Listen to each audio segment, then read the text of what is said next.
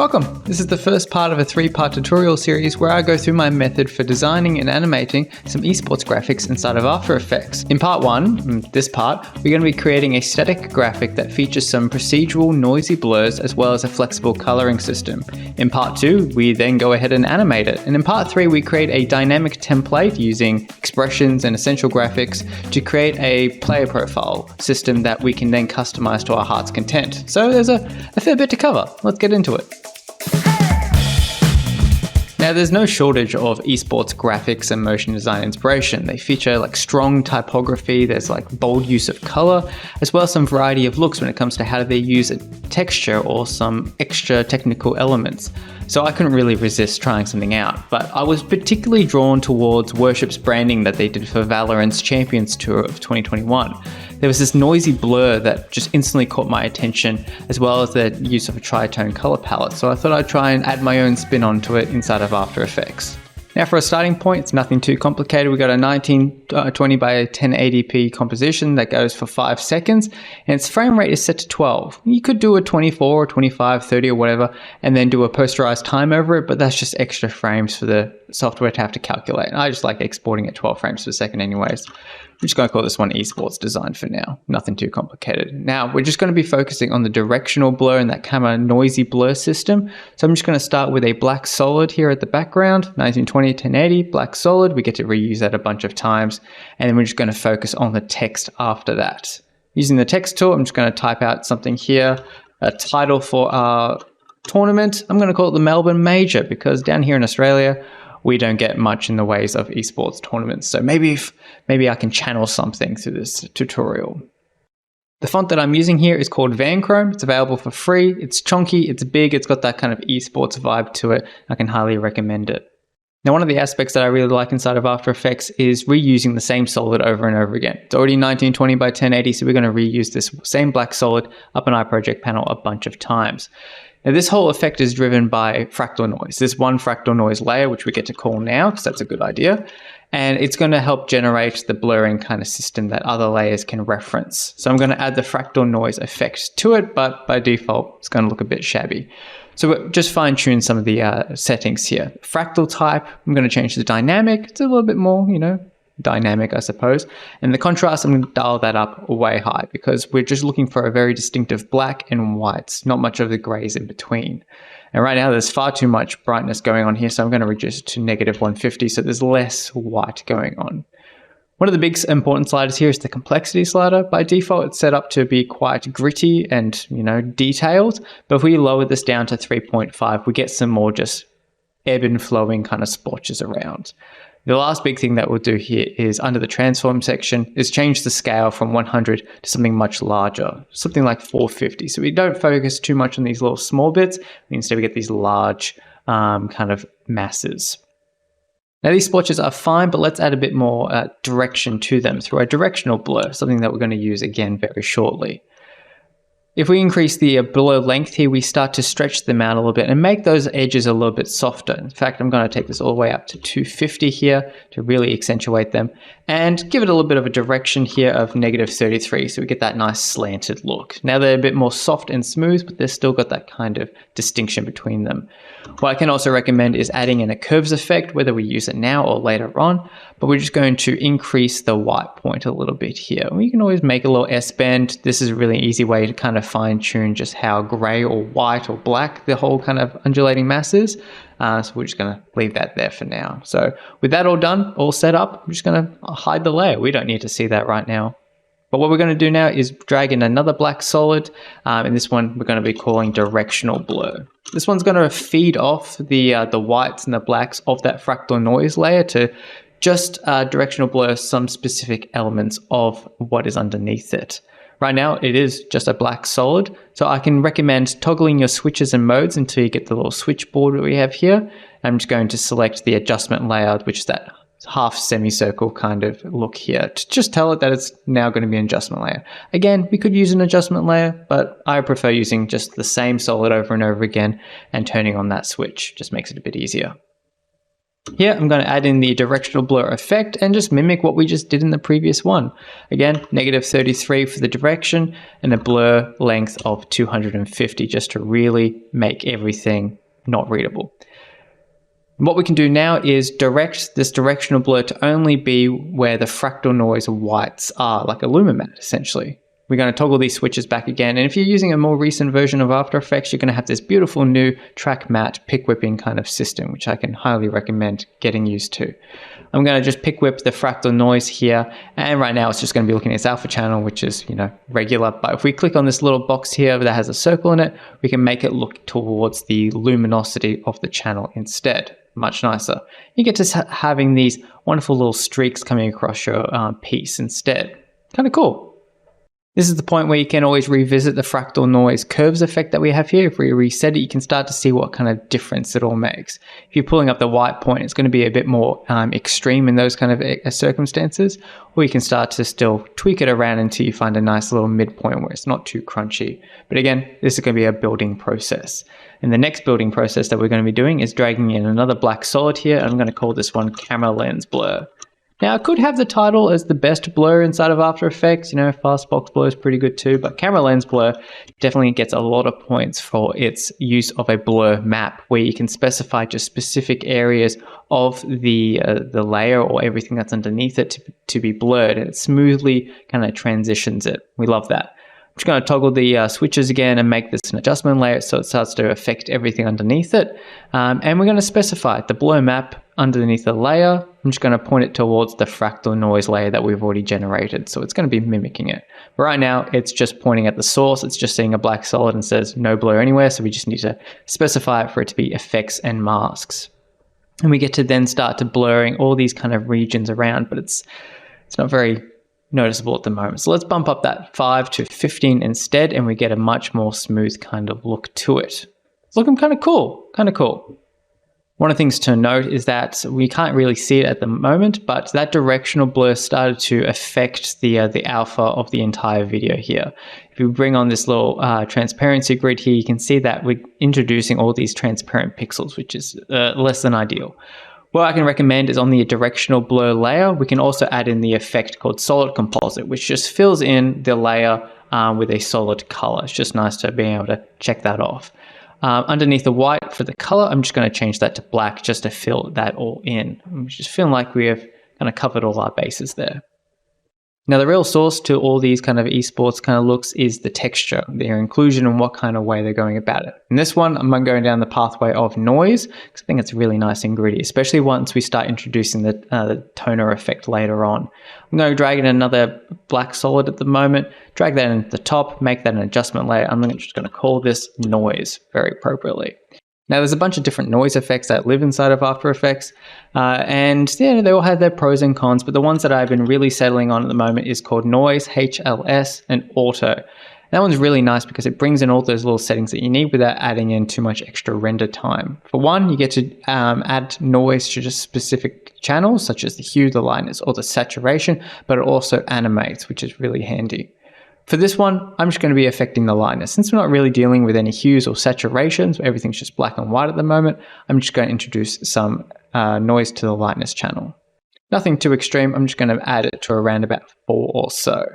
We can start to introduce all that kind of noise around just blanketing over the top of everything. You can't really see it in the blacks or the whites, but it's much more evident in the grays.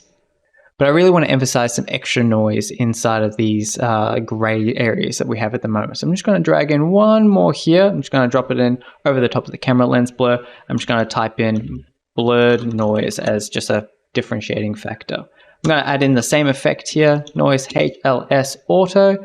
I may even make this an adjustment layer too. And this one, we're just going to crank it up quite a bit more. For the lightness, we're turning this one up to 40%, which is going to be a bit over the top, but we're really starting to introduce that texture now. But one of the nice things here is that even though it's an adjustment layer and we're adding in a noise effect and all of that, we can still change its blending modes. And one of the really handy things here is that the idea that these first kind of, the second category here is all adding in darkness to a layer. The second category, or third category here, is adding in brightness. Then one underneath it with overlay and soft light, they're adding in contrast. And they start to affect the grays rather than the blacks and the whites. So if we change this noise layer to soft light, for instance, we only introduce noise to the grays. And right now, there's nothing in the background, there's nothing on the white bits of the text, but we get to introduce all this noise just to all these grays that we've made through the blurring process. Now this works really well when it's a black background and white text and that's all we've got going on, but once we start adding in more and more elements, it'll be good to be able to constrict this just to the fractal noise that we're already feeding all these blurs off. So I'm just going to pick whip this blurred noise layer to the fractal noise and make that point towards the Luma channel of it. So it's just restricted to those areas. So now that we've introduced all these grays into the piece through all this blurring process and the noise, I'm going to drag in a new black solid here underneath the noise layer. We can in between the noise layers, and we can always adjust this later on. I'm going to call it the toner, because now we can start to introduce a CC toner effect to start colorizing our piece. I'm also going to turn it into an adjustment layer, because that's what we're seemingly doing non-stop here, and adding the CC toner effect. So by default, it's going to be set to a tritone, which is perfect for us. The whites stay white, the blacks stay black, and the midtones is up to us to change to whatever. In part 3, I'm going to be going through how to actually automate this process more, and the idea of just having one color selection and an extra slider to help drive this entire color palette. But for now, I'm just going to stick with something that I've found to be quite successful so far. The bright whites are going to be a nice kind of yellow going here. The midtones are going to be just a gorgeous purple. Already looking pretty cool. And for the shadows, I'm going to make it this kind of weird dark cyan color, much darker though. This is something that we can totally change later on, and is also going to really be affected once we start adding in extra elements. To not make it so extreme, I'm also going to blend the original by about 30%, just so we can find a nice little midtone. Again, we can adjust these all later on. What I can also recommend is adding in a curves effect here and putting it before the CC toner. This allows you to control just how the contrast of the piece, or what information all the grays are being fed into this toner effect. If you start to pull down, you start to introduce more of the purples and changing up the contrast. Again, once we add more elements, it's going to change the look entirely. Now that we've created the blurring system, I'm just going to start introducing some extra elements to create the design. I'm going to go with some text to begin with, and I'm just going to write welcome to the, very cool. I'm just going to bring that above the blurred noises. This is a nice little area in between the blurred noise and the toner effects where things won't be affected by the blurring process, but we'll still pick up on all the colors that the toner introduces. Now this font is not going to work too well if this is just the two fonts that we're working with. So I'm going to switch to a secondary font here that I like to depend on. It's called Carbon. I do have a preference towards this font because it is used in Deep Rock Galactic, a fantastic game. But I think it also makes a wonderful kind of combo between these two, something that's a bit more digital and a little bit less weighted as the main vein chrome font. For this one, I'm just going to change the font size to about 38 or so, nothing too major. That's what the big title text is doing, and increasing the font spacing a bit for a bit of comparison. And just line that up as well. Now, one of the other things that you typically see with a lot of these esports kind of packages is just some extra technical elements around the page. So I'm just going to duplicate this, maybe center align it for now, and position it somewhere in the top here. And I might reduce the font size a little bit, just bringing it down, and just add in some extra text for the entire thing. Like I could call this, I'm just going to put in trunk motion at the top, maybe there's a little bit of branding going on in here. If I duplicate this one and bring this one down to the bottom, get to include something else. Maybe it's going to be 18 teams, 1 winner, or something like that. In the end, it doesn't really matter what's going on around these pages. It's just extra little bits of information that kind of make the design look a little bit more technical, a little bit more interesting to the eye. This one on the left-hand side, I can just change this one to 300,000 prize pool. I'll rotate this one 90 degrees. We'll keep them the same here and drag that one over to the right-hand side too. And center align it. Just a little bit of extra text, a little bit of interest to the entire piece. These ones as well, we can also expand out the tracking a little bit just to add a bit of emphasis to them, a little bit wider. Yeah, that's looking pretty good. Feeding off this idea of adding these elements around the borders of the piece, I also wanted to include some corners in each of the corners of the composition. But also, since we're already inside of After Effects, I wanted to make them easy to animate and more procedural. If you change the comp size, they follow suit. And I think I've come up with a pretty cool system. What I'm going to do is, without any text layer or any kind of layer selected, I'm going to double click on the rectangle tool just to make a rectangle the size of our composition. This one is already set up pretty nicely for me. The fill is completely turned off at the moment, and the stroke is a white stroke about 6 pixels wide. I'm just going to drag this to be all the way down here with the Melbourne Major text because I want it to be affected by the blurring process as well. Just for the setup here, I'm going to change the layer's name to corners. I'm also going to bring down its opacity to around about 50, so it picks up more of those gray tones, which will also then result in purple once it goes through the toner effect. But the main juice behind this is inside the rectangle path 1 and the size property here. We get to manipulate this so it's a bit more responsive to the size of the composition, as well as adding in some padding.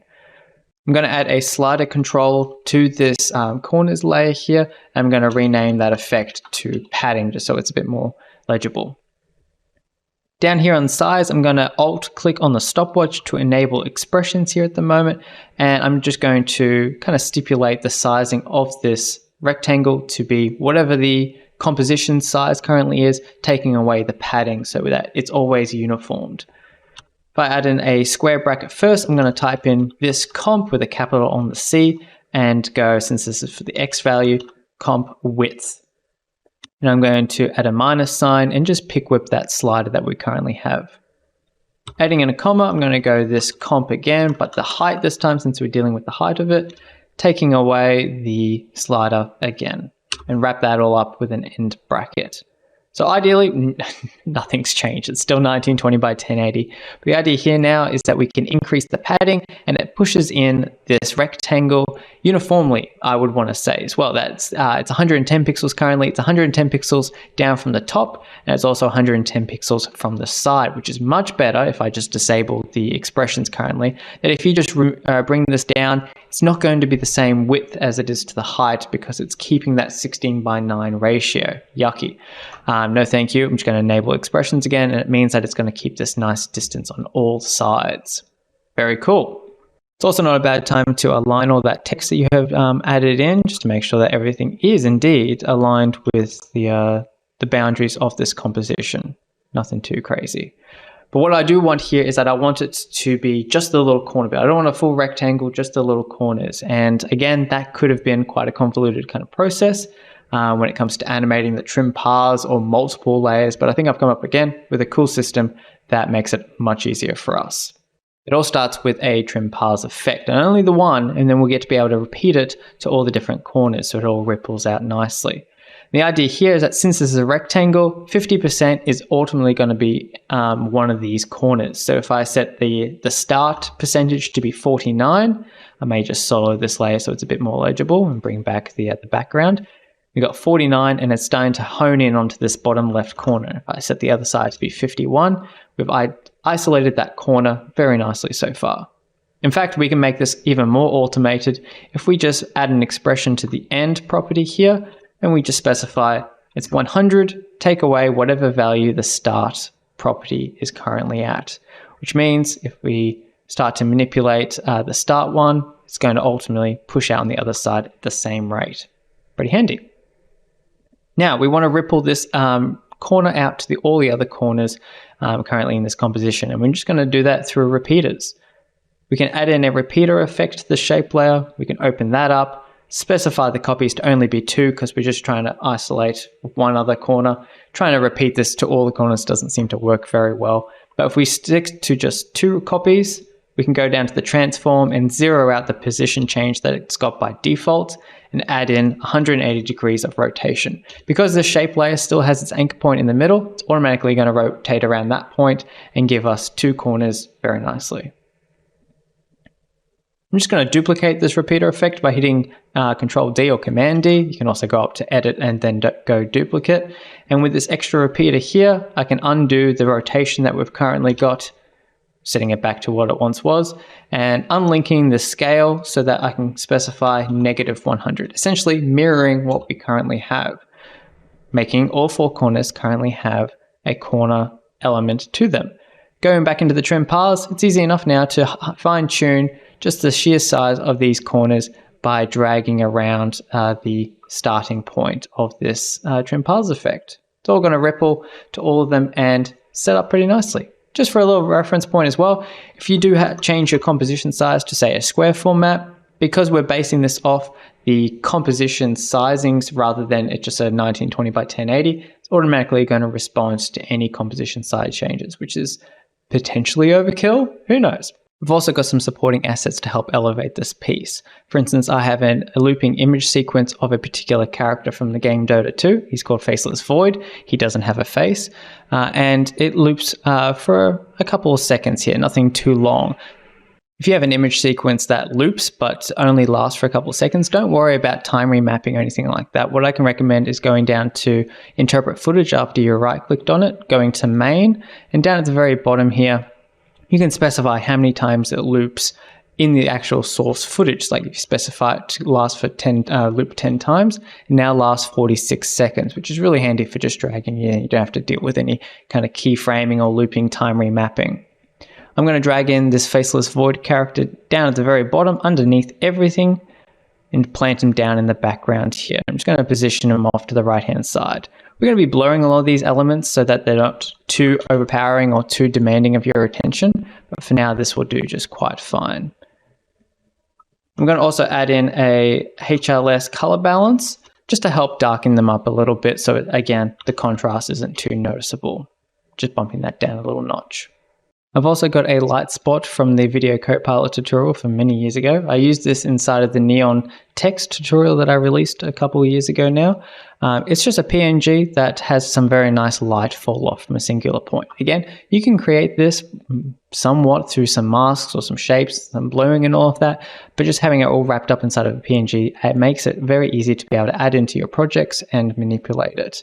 For instance, I've dragged it underneath the Faceless Void layer that I have here. I'm just going to scale this thing up quite excessively, maybe to around about 450, and it adds just this nice bright point to our piece that then gets fed into the blurring and even the toner effect to help introduce some extra color.